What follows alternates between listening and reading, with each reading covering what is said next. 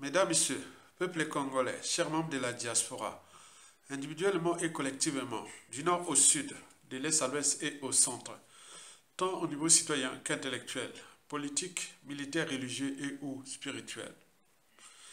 Question d'intérêt général, patriotique et existentiel à la fois.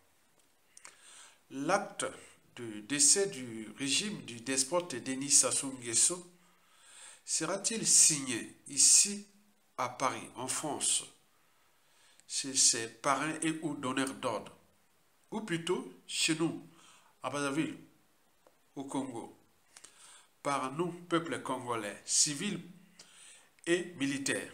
C'est tous les questionnements. Et voici pour vous les nouvelles en provenance des sources embarquées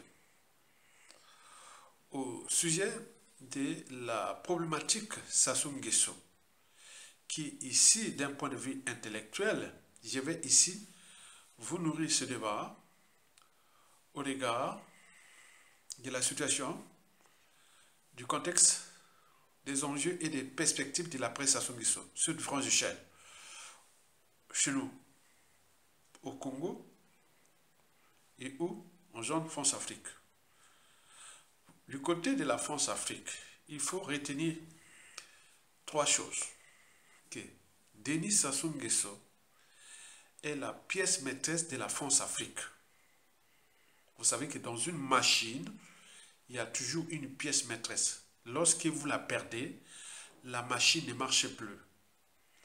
Donc Denis Sassou Nguesso fut placé là par l'ordre France-Afrique pour gérer une colonie qui s'appelle le Congo-Brazzaville. Une colonie est faite pour être exploitée. Et pour cause. Vous le constatez vous-même que le capital d'essai ou le but de la condition humaine, sociale et existentielle au Congo est dans les ténèbres. Nous sommes descendus si bas dans les quarts mondes. Et pourtant, nous vivons dans un riche pays qui ne pouvait pas se trouver dans cette condition-là, dans ces conditions-là. Parce que ce pays-là se trouve dans ces conditions parce que c'est une colonie. Il faut les retenir, ça. Une colonie, ce n'est pas pour monter, pour se développer, pays émergent. Non. Vous êtes fait pour, voilà, à un niveau. Ça, c'est le premier point. Le deuxième point, il voulait savoir que la France-Afrique, qui gère Sassou Nguesso, est une nébuleuse des groupes d'intérêts ou des conflits d'intérêts. On parle des intérêts privés qui avaient placé Sassou Nguesso là, en connivence avec l'État français, au niveau des cellules africaines, l'Élysée et ou du Quai d'Orsay, qui gèrent les 11 accords. Et donc, il y a tellement des intérêts, groupes d'intérêts, qui sont là. Et n'oublions pas les réseaux des forces centrifuges et etc. Je vous parle de la nébuleuse. Dans cette nébuleuse France-Afrique, il n'y a pas de consensus susceptible de se dire que voilà, à un moment donné, il faut arrêter au Congo, quoi. Laisser libérer Sassou Nguesso, libérer ce peuple-là, et etc. Sinon, ça se serait depuis 2002, 2009, 2015, 2016, 2021, etc. Et là, on se projette vers 2026. Le troisième point, ce sont tout justement les contentieux qui sont là depuis le coup d'État. Donc, vous savez que la France a commis des crimes au Congo-Brazzaville, comme l'avait fait avec le Rwanda. Donc, nous sommes après le Rwanda. Voilà, donc il y a des crimes qui sont des génocides et des masses qui ont été vraiment tout détaillés, des opérations Mouébara, et ils sont là. Donc tout ce monde-là est là, donc il suivait nous, peuple congolais, comme on suivait les laits sur le feu, au regard du contexte anti-France-Afrique à l'échelle continentale, au regard de cette réorganisation géopolitique et géostratégique à l'échelle continentale. Et donc là, il nous suivait ça. Donc lâcher Sassou Nguesso pour faire quoi, etc. Je vous rappelle que c'est très très facile d'après des sources que la France-Afrique, si et seulement si elle dit, au moment où il y aura le consensus de dégager Sassou Nguesso à travers ces conflits d'intérêts dans la France-Afrique et celui africain de l'Élysée et du Quai d'Orsay, les intérêts privés, multinationales, dans Total, etc. Bon, donc, ils cherchent ça. Donc, là où ça coince là. Donc, ils n'ont pas de consensus là. Mais ils voient que, ah tiens, ça peut, voilà, ça peut être ça peut créer quelque chose d'imprévisible. Donc, c'est pour cela qu'ils nous regardent autant. Donc, en réalité, ils n'ont plus de bons pions pour les placer là. Et pourquoi? Parce que depuis le coup d'État jusqu'à nos jours, le clan au pouvoir est désormais divisé et vomi à mort. Et ce clan-là, même si on les donne le pouvoir, après ça, ils ne vont pas tenir longtemps. Ils seront obligés de rejoindre le peuple congolais et vomir la France. Or, ça, on ne veut pas. Au nord, dans la Kivette, là où se concentrent les forces militaires et autres, il y a des règlements politiques et militaires dans le nord et dans la Kivette. Avec les cas André au commissaire et le général Mokoko. N'oublions pas tous ces généraux du Nord et où les officiers du Nord ont été tous massacrés, cadres et autres. Et donc, il n'y a pas de consensus là-bas au Nord pour, soi-disant, voilà. Donc, comprenez ça, ça coince. Les contentieux historiques dans le Sud, depuis le coup d'État, ils n'ont cessé de tuer les Sudis, là où se recouvrent le grand nombre de populations déplacées, d'exilés, etc. Donc, vous imaginez ça. Il y a aussi le contexte anti-France-Afrique à l'échelle continentale. Donc là, ça coince.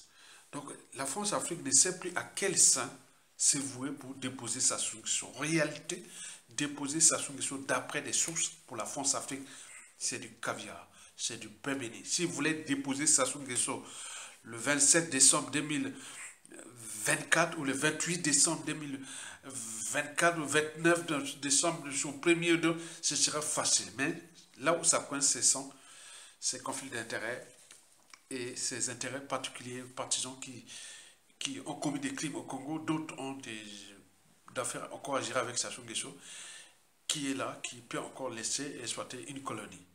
Et donc, si le peuple congolais ne prend pas ses responsabilités, la peine perdue. Donc, en réalité, je vous rappelle que c'est très facile aujourd'hui pour la France de déposer Sassou Nguesso. C'est très facile.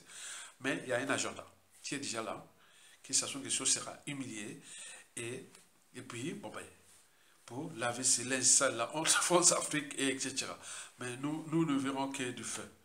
Et donc, je vous dis qu'il y a risque de coup d'État contre Sassou Nguesso, mais ça coince à cause de tout ce que je vous ai précédé. Donc, on cherche le bon pion et autres.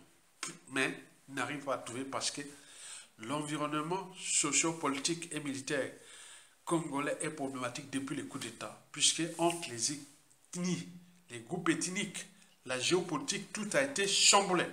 Donc, le consensus va vers les patriotes congolais qui veulent d'un côté, Sassou dégage, stop Omboshi, stop au clan, et voilà. Or là, pour la France, trouver quelqu'un hors Mboshi, hors clan, hors Sassou, donc ça devient problématique. C'est ça, le stationnement. Alors, si et seulement si la France est déjà doute et cherche ses solutions pour déposer Sassou Nguesso remplacé par un autre pion. Mais de notre côté, est-ce que Sassou Nguesso sera-t-il chassé du pouvoir ou l'acte de décès du despote Denis Sassou Nguesso viendra-t-il du pays? Bon, c'est tous les questionnements. Puisque l'œuvre contre les brisés de l'extérieur, la vie s'arrête. On en a vu en 1997 à nos jours. L'omelette congolais est déjà consommée. Puisque depuis 1997, presque 97% des Congolais ont été déclassés socio-professionnellement. Certains envoyés en exil. N'oublions pas, beaucoup sont dans les prisons, qui sont devenus des bagnes coloniaux. N'oublions pas le nombre d'assassinats. Puisqu'après le Rwanda en 1994, nous sommes au deuxième rang de la zone France-Afrique qui a subi le génocide. Et voilà, donc tout ça, ça coince. Et donc là, ça coince parce que on ne peut pas chercher la solution extérieure. Sinon, l'œuvre contre les brisés de l'extérieur, il y aura des compromissions, il y aura des points. Donc, c'est les statu quo, on va tourner en rond. Maintenant, si l'œuvre est brisée de l'intérieur, c'est-à-dire les bonnes choses arrivent de l'intérieur.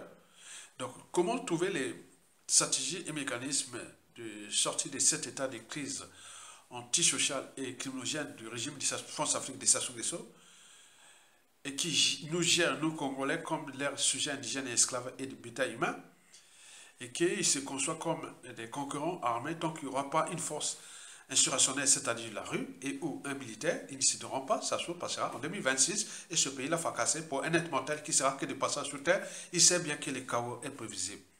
Le chaos va arriver au Congo. Je vous l'annonce que le chaos va arriver au Congo. Mais les victimes de ce chaos ne seront pas le peuple congolais parce qu'il a tout perdu. C'est eux qui seront les chaos. Puisque dans les victimes de Sassou Nguesso, qui sont du nord au sud et de l'est à l'ouest, et au sud, au centre, etc., dans la diaspora, tous ces gens-là sont désormais entraînés et conditionnés aussi à faire du mal comme ils ont fait aux autres. Et donc, il faut dire que la France-Afrique a peur du chaos. Or, les Congolais n'ont plus peur du chaos. Le chaos ne va pas affecter les Congolais. Il va affecter le régime, le clan, la famille des despotes, les dignitaires et autres. On n'a plus rien à perdre. Donc, la solution de la prestation de ceux qui se décident est dans l'antagonisme entre ceux qui veulent que la France nous libère et retire son pion et autres, mais il faut des compromissions. Or, beaucoup n'en veulent pas. Mais nous avons des anti-France-Afrique et les France-Afrique, on ne sait pas la ligne de démarcation. Mais de l'autre côté, si on veut sortir, bon, pourquoi pas.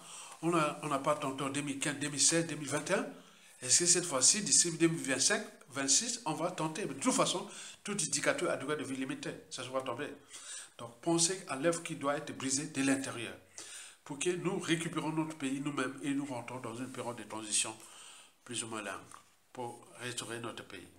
Voilà la situation qui se passe parce que la France-Afrique veut déposer Sassou Nguesso. Mais celui-ci n'a jamais trahi la France. Mais il ne veut pas donner un mauvais exemple aussi. C'est pourquoi il temporise et autres. Bon, il peut mourir et autres. Bon, or, s'il meurt au pouvoir sans être et payer ses rançons et ses crimes, ou la gloire, il est certain que nous rentrons dans la permanence de l'état de crise entre nous-mêmes, Congolais, avec l'Imbochi, les clans, sa famille et autres, et aussi avec la France-Afrique. C'est tout, c'est le dilemme même de la situation de la suite de Sassou Nguesso. Donc, de mon point de vue, nous avions que deux alternatives aujourd'hui. La première, c'est la rue. C'est la meilleure. N'ayez pas peur, n'ayez plus peur.